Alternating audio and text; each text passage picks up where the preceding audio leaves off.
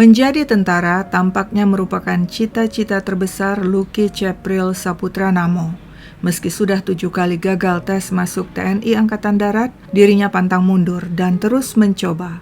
Akhirnya, pada kesempatan ke-8, Lucky lolos dan lulus pendidikan tamtama dengan pangkat prajurit 2 atau Prada. Sejak Juni 2025, Prada Lucky bertugas di Batalion Yonif Teritorial Pembangunan 834 Waka Ngamere, Nagekeo, Nusa Tenggara Timur, NTT. Dia diperbantukan di dapur untuk memasak bagi para personil. Sebenarnya dunia ketentaraan tidak asing bagi Lucky, sebab ayahnya, Christian Namo, juga seorang anggota TNI Angkatan Darat berpangkat Pelda atau Pembantu Letnan II yang bertugas di Kodim 1627 Rotendao, NTT. Sang ayah Christian Namo dan sang ibu Sepriana Mirpei tentu bangga. Lucky yang merupakan anak kedua dari 4 bersaudara mengikuti jejak sang ayah menjadi anggota TNI. Namun sungguh tragis, baru saja kurang lebih 2 bulan bertugas, Prada Lucky yang berusia 23 tahun tewas dengan cara yang sangat mengenaskan. Tragedi yang menimpanya mendapat sorotan luas dari pers dan masyarakat. Begini ceritanya. 26 Juli 2025. Saat itu para prajurit mendapat izin bermalam atau IB. Izin bermalam biasanya diberikan pada akhir pekan atau hari libur. Para prajurit diizinkan tidur di luar asrama. Ada yang pulang ke rumah, mengunjungi keluarga, atau tetap berada di sekitar markas dalam radius aman. Esoknya, 27 Juli, sekitar pukul 8 malam, diadakan apel pengecekan personil yang telah selesai melaksanakan izin bermalam.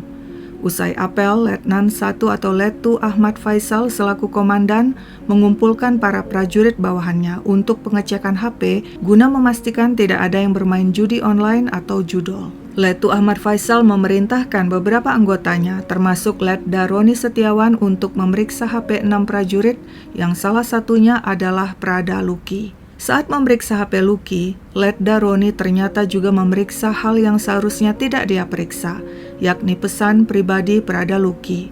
Letda Roni menemukan grup berisi chat mesra Lucky dengan laki-laki lain menggunakan kata sayang. Lucky juga pernah mengirim foto di barak saat bertelanjang dada kepada laki-laki. Letda Roni menyimpulkan hal itu merupakan penyimpangan. Dia pun segera melapor kepada Letu Ahmad Faisal dan mengatakan ada indikasi Prada Lucky melakukan penyimpangan seksual dengan sesama jenis atau LGBT. Ini Lucky kok chat-chatan sama cowok, semua nama-nama di WA-nya disamarkan. Letu Ahmad kemudian memanggil Lucky dan menanyakan hal itu dengan marah. Dia hukum Lucky dengan cara mencambuk punggung pemuda itu dengan potongan selang berkali-kali. Lalu dia menyuruh Lucky untuk sit up, push up, berguling-guling, dan merayap di lapangan. Saat Lucky berada dalam posisi tiarap, Letu Ahmad Faisal kembali mencambuk punggung bawahannya itu. Selanjutnya, Letu Ahmad Faisal menyerahkan Prada Lucky kepada Komandan Seksi Intel Sertu Thomas Desambri Awi untuk diinterogasi di ruang staf Intel. Tak lama kemudian, prajurit lainnya, Prada Richard Junimton Bulan, juga dibawa ke ruang staf Intel dan diperiksa bersama Prada Lucky. Tuduhannya sama, bahwa hasil pemeriksaan HP Prada Richard menunjukkan dirinya melakukan penyimpangan LGBT dengan Prada Lucky. Ketika keduanya diinterogasi Sertu Thomas, turut hadir Pratu Poncianus dan Sertu Andre Mahoklori. Prada Lucky dan Prada Richard membantah penyimpangan LGBT yang dituduhkan kepada mereka. Akibatnya, Sertu Thomas marah dan melakukan pemukulan.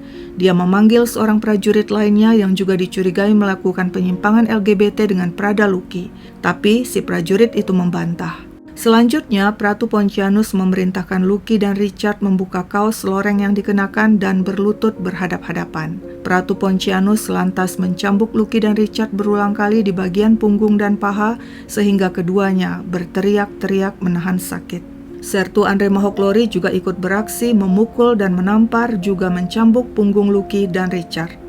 Tak terasa sudah pukul 2.30 pagi 28 Juli. Sertu Thomas memerintahkan Richard beristirahat.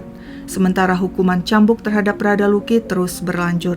Lucky menjerit-jerit kesakitan. Setelah itu, aksi penganiayaan yang disebut sebagai pembinaan itu dihentikan.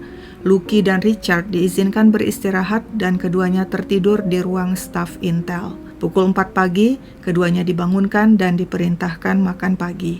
Sekitar pukul 6 pagi, Prada Luki minta izin ke kamar mandi dengan dikawal personel. Namun beberapa menit kemudian, personel mengabarkan kepada Sertu Thomas bahwa Prada Luki telah melarikan diri dari kamar mandi. Pencarian pun dilakukan. Sementara itu, Prada Richard dibawa ke ruang lain. Tangannya diborgol ke trali jendela. Dia kembali dianiaya dengan cara dipukul dan dicambuk berulang kali dengan potongan selang. Penganiayaan itu dilakukan antara lain oleh Pratu Immanuel Nimrod Laubora dan Sertu Dervinti Arjuna Putra Besi. Selagi Richard dianiaya, pencarian Luki terus berlanjut. Sertu Thomas dari bagian intel menghubungi pacar Prada Luki yang nomornya tersimpan di HP Luki. Dia menanyakan pada si pacar tentang keberadaan Luki, tapi si pacar tidak tahu. Sertu Thomas juga menghubungi orang tua Luki yakni Sepriana dan Kristianamo dan menginformasikan Luki melarikan diri dari kesatuan. Malamnya, Sertu Thomas menerima video call dari orang tua Luki serta dari Maria alias Ibu Iren yang merupakan ibu angkat Luki yang tinggal di daerah Airamo tidak jauh dari markas batalion tempat Luki bertugas.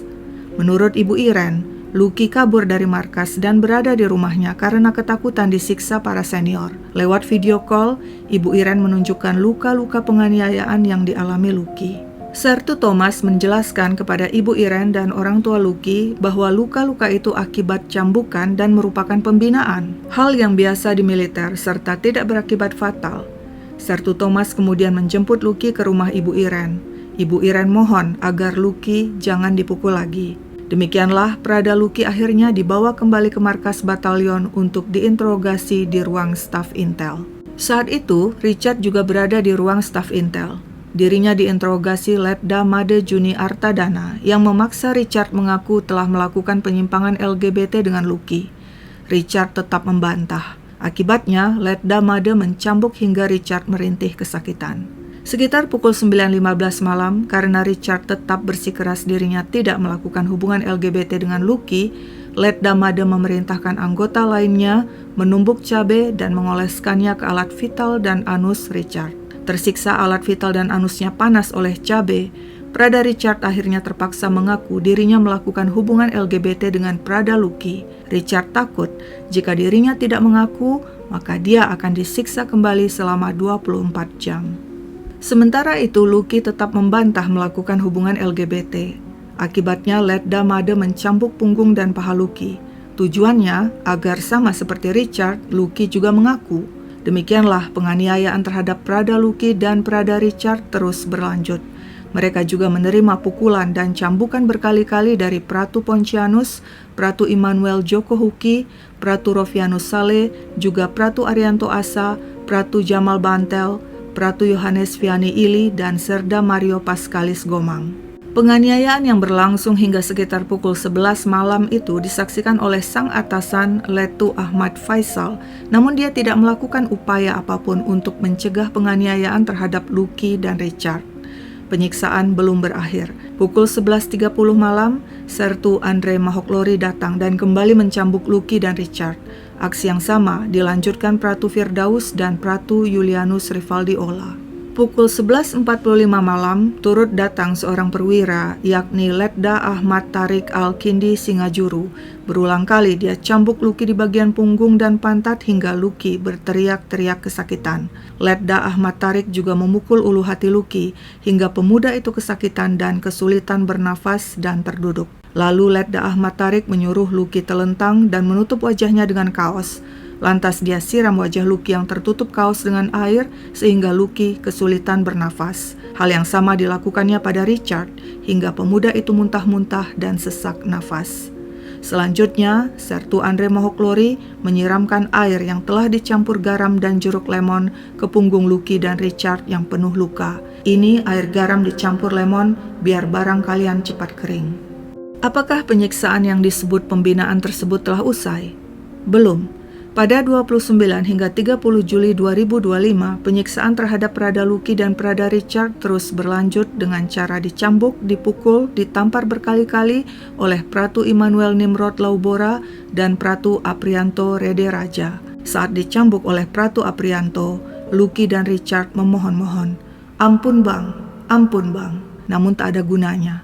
Pratu Aprianto terus menganiaya, bahkan memerintahkan personil lain mengoleskan campuran cabai giling dan minyak gosok ke punggung Lucky dan Richard yang penuh luka. Keduanya kesakitan menahan perih. Setelah itu, Pratu Aprianto mengatakan dia akan datang kembali nanti, lalu keluar ruangan meninggalkan Lucky dan Richard. Saat itu jam menunjukkan pukul 4.30 sore 29 Juli 2025. Untuk sementara, Lucky dan Richard bisa beristirahat dan diberi makan. Namun mereka gelisah, khawatir, dan ketakutan Pratu Aprianto serta senior lainnya akan kembali datang dan melakukan penyiksaan. Pada 30 Juli pukul 1.30 pagi, ketika Lucky dan Richard sedang tidur, mereka dibangunkan oleh Pratu Ahmad Ahda dan Pratu Emiliano de Araujo yang masuk ke dalam ruangan dan menganiaya mereka dengan cara memukul, menendang, dan menginjak ulu hati. Aksi tersebut sempat dicegah personil lainnya, tapi Pratu Emiliano tak menggubris. Lucky dan Richard sempat memohon kepada salah seorang personil yakni Pratu Ilvan Ramadan Buan, "Bang Ilvan, tolong saya sudah sakit." Namun Pratu Ilvan tidak berdaya. "Abang mau bantu, tapi abang junior." Mendengar hal itu, Lucky hanya bisa menangis. Selanjutnya, Pratu Petrus Nong Brian Semi masuk ke dalam ruangan dan memukul Lucky dan Richard dengan keras tepat di dada. Richard merintih kesakitan, begitupun Lucky yang jatuh terduduk. Pratu Petrus kemudian memerintahkan Lucky membuka seluruh celana, termasuk celana dalam, dan menyuruhnya menungging membelakangi Richard. Pratu Petrus lalu menyuruh Richard berlutut tepat di depan Lucky. Dia perintahkan Richard mengoles minyak gosok alat vital dan menyuruh Richard dan Lucky mempraktekkan hubungan badan sesama jenis. Tak lama kemudian, Pratu Aprianto datang dan menampar pipi Lucky dan Richard lalu mencambuk keduanya berkali-kali dengan potongan selang. Lucky jatuh terduduk karena dicambuk. Demikian pula Richard sebab perutnya telah membengkak.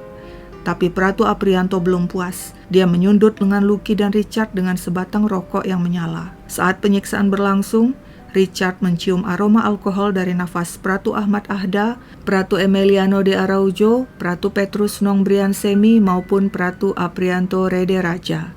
Pada pagi 30 Juli 2025, Prada Lucky yang sudah babak belur mengeluh sakit di punggung dan mual-mual. Petugas piket kemudian mengolesi punggungnya dengan minyak tawon, memberinya makan, dan menyuruhnya tidur. Petugas piket juga memanggil petugas kesehatan batalion untuk mengecek kondisi Lucky. Tensi Lucky tinggi, lalu diberi obat. Selanjutnya Lucky dan Richard diperintahkan berjemur dengan dijaga oleh tamtama kesehatan. Esoknya 31 Juli, kedua tangan Lucky membengkak. Perut Richard juga bengkak. Mereka diberi obat oleh petugas kesehatan. Pada 2 Agustus, karena kondisi kesehatan tidak kunjung membaik, Lucky dan Richard dibawa ke puskesmas Kota Dangan. Dokter memberikan obat antibiotik dan anti nyeri serta obat lambung. Karena wajah Lucky pucat dan HB-nya rendah, dokter menyarankan agar Lucky dibawa ke RSUD Air Ramo Negekeo NTT, sedangkan Richard diizinkan untuk dibawa pulang ke markas. Demikianlah di RSUD Air Ramo, Prada Lucky langsung masuk IGD. Dia mengeluh sesak nafas, nyeri di dada dan perut. Kondisi tubuh Lucky penuh luka-luka, tubuhnya lemas, wajah pucat. Personil yang mengantar Lucky mengatakan kepada dokter, dia jatuh dari bukit saat latihan. Hasil pemeriksaan lab dan foto ronsen menunjukkan Lucky kekurangan darah dan mengalami cedera pada paru-paru dan perut. Lucky kemudian diberi transfusi darah, juga diberi obat anti nyeri dan bantuan oksigen. Dalam kondisi lemah, Lucky minta tolong kepada perawat di RSUD Air Ramo untuk mengirim pesan WA kepada ibunya, Sepriana Mirpei. "Tolong hubungi ibu saya, kasih tahu saya sakit." Sementara itu, Sepriana yang tinggal di Kupang terkejut mendengar kabar sang anak Lucky sakit dan berada di IGD. Perawat mengatakan, Lucky lemas, HB-nya hanya 7, seharusnya yang normal 13. Pada 4 Agustus, Sepriana dihubungi Sertu Thomas dari bagian Intel yang sedang bersama Lucky di rumah sakit. Saat itu Sepriana sempat berbicara dengan Lucky lewat video call. Lucky bilang dirinya baik-baik saja dan sudah mendapatkan transfusi darah. Tapi perasaan Sepriana tidak enak sebab dia lihat Lucky lemas dan wajahnya pucat sekali, bibirnya seputih kapas. Sepriana pun memutuskan membeli tiket pesawat tujuan Kupang ND untuk melihat langsung kondisi sang anak di rumah sakit. Pada 5 Agustus 2025 pukul 4 pagi, Sepriana mendapat pesan WA dari perawat di rumah sakit Air Ramo. Lucky masuk ICU karena kondisinya tiba-tiba memburuk setelah sebelumnya sempat mengalami sesak nafas.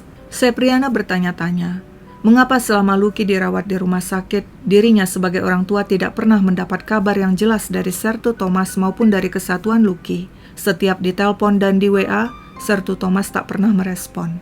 Demikianlah siangnya Sepriana tiba di ND dengan pesawat, kemudian melanjutkan perjalanan 2 jam dengan mobil, dan barulah tiba di RSUD Air Ramo.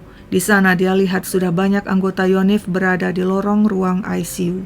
Sepriana yang kemudian bertemu Iren, ibu angkat Lucky di rumah sakit, bersama-sama masuk ke ruang ICU dan melihat Lucky yang tak sadarkan diri menggunakan selang ventilator. Sepriana menangis dan langsung memeluk sang anak. Dia lihat tubuh Lucky penuh luka, penuh memar dan bengkak.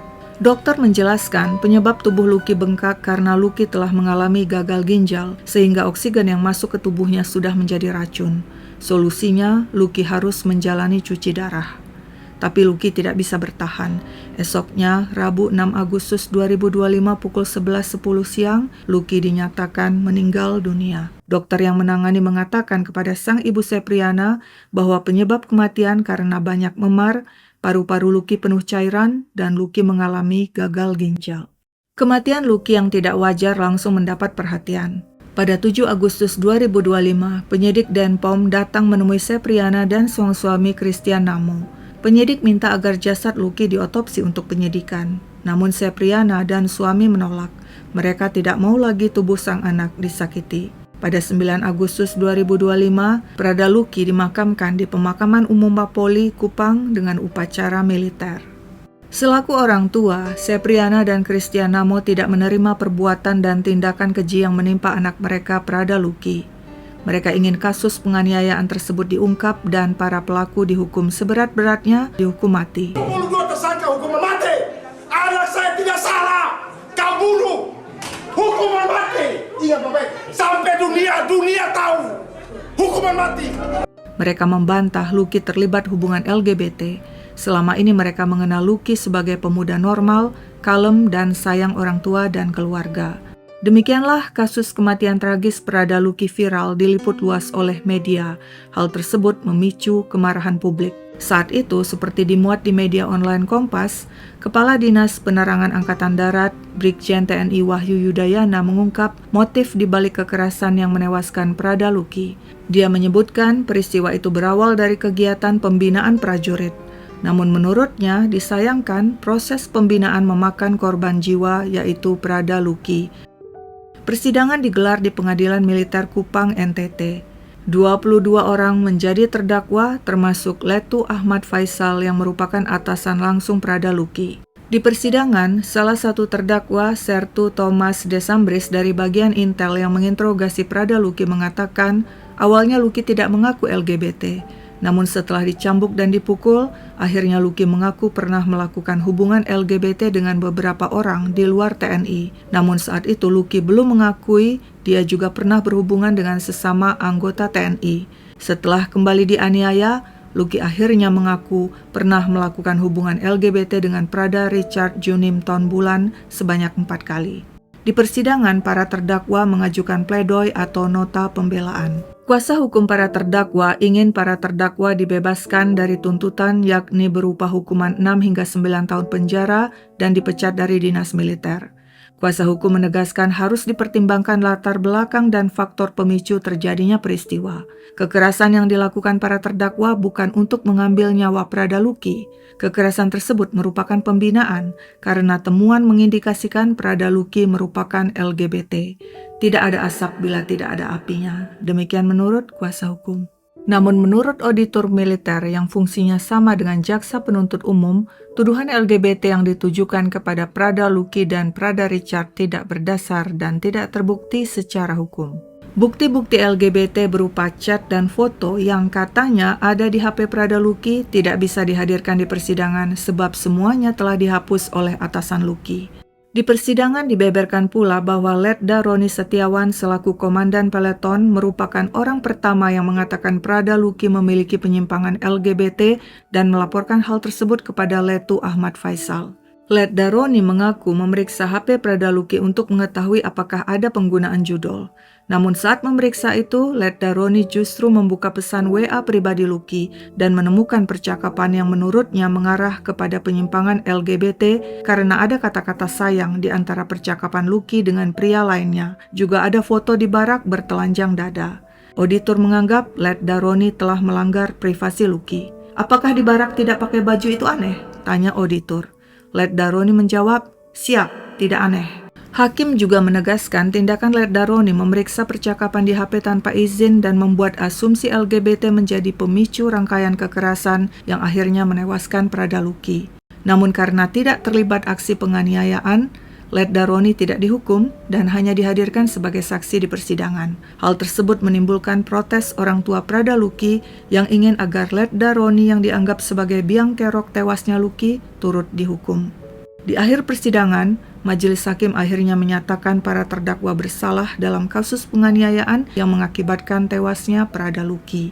3 perwira dijatuhi vonis yakni Lettu Ahmad Faisal 8 tahun. Letda Ahmad Tarik Al-Kindi Singajuru dan Lettu Made Juni Artadana masing-masing 9 tahun. Sedangkan 19 anggota lainnya yang berpangkat Bintara dan Tamtama divonis antara 6 tahun dan 6,5 tahun penjara. Seluruh terdakwa juga dipecat dari dinas militer. Lalu bagaimana nasib Prada Richard yang berhasil bebas dalam keadaan hidup dari siksaan para senior? Di persidangan Richard hadir sebagai saksi yang membeberkan semua penyiksaan yang dialami dirinya dan Luki. Fisik Richard belum sepenuhnya pulih dari penyiksaan tersebut.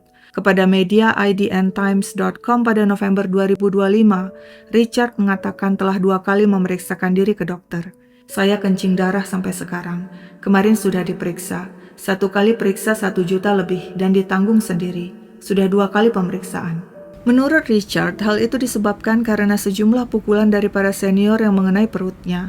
Akibatnya sejak itu perut Richard bengkak dan dirinya mengalami kencing darah. Tak hanya itu, bekas luka-luka cambukan di punggung Richard juga sering terasa gatal dan nyeri sehingga mengganggu aktivitas. Akibat penyiksaan tersebut, Prada Richard mengalami trauma, termasuk ketika dirinya dipaksa oleh senior melakukan hubungan LGBT dengan Prada Luki. Richard ingin pindah tugas ke wilayah lain. Semoga pimpinan mendengar suara saya.